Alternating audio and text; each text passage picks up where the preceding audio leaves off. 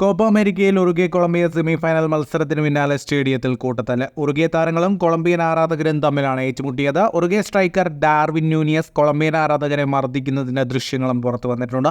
മത്സരത്തിന് പിന്നാലെ കൊളംബിയൻ കാണികളുടെ ഭാഗത്തു നിന്ന് താരങ്ങൾക്കും കുടുംബാംഗങ്ങൾക്കും നേരെ അതിക്രമമുണ്ടായെന്ന് ഉറുഗ്വേ പ്രതിരോധ നിര താരം ഹോസെ മരിയ ഗിമെനസ് പറഞ്ഞു. ചെറിയ കുട്ടികളുമായി എത്തിയ ഉറുഗ്വേ താരങ്ങളുടെ കുടുംബാംഗങ്ങൾക്ക് നേരെയാണ് ആക്രമണം ഉണ്ടായതെന്ന് അദ്ദേഹം കൂട്ടിച്ചേർത്തു. കാണികളുടെ ഭാഗത്തു നിന്ന് മോശം പെരുമാറ്റം ഉണ്ടായതിനെ തുടർന്ന് ഞങ്ങൾ ഗാലറിയിലെത്തി. അവിടെ ഒരു പോലീസ് ഓഫീസർ പോലും ഉണ്ടായിരുന്നില്ല. സ്വയം രക്ഷയല്ലാതെ മറ്റു വഴികളില്ലായിരുന്നുവെന്നും ഗിമെനസ് പറഞ്ഞു. ഇതേസമയം മത്സരം കഴിഞ്ഞയുടൻ ലോക്കർ റൂമിലേക്ക് പോയതിനാൽ അവിടെ സംഭവിക്കുന്നത് എന്താണെന്ന് താൻ അറിഞ്ഞിരുന്നില്ലെന്ന് ഉറുഗ്വേ പരിശീലകൻ മാർസെലോ ബിയേൽസ പറഞ്ഞു. എന്നാൽ അവിടെ നടക്കാൻ പാടില്ലാത്തത് ചിലത് നടന്നുവെന്ന് പിന്നീട് മനസ്സിലാക്കിയെന്നും ബിയേൽസ കൂട്ടിച്ചേർത്തു. കോപ്പ അമേരിക്ക സെമി പോരാട്ടത്തിൽ ഉറുഗ്വേക്കെതിരെ എതിരില്ലാത്ത ഒറ്റ ഗോളിന് കൊളംബിയ ജയിച്ചിരുന്നു.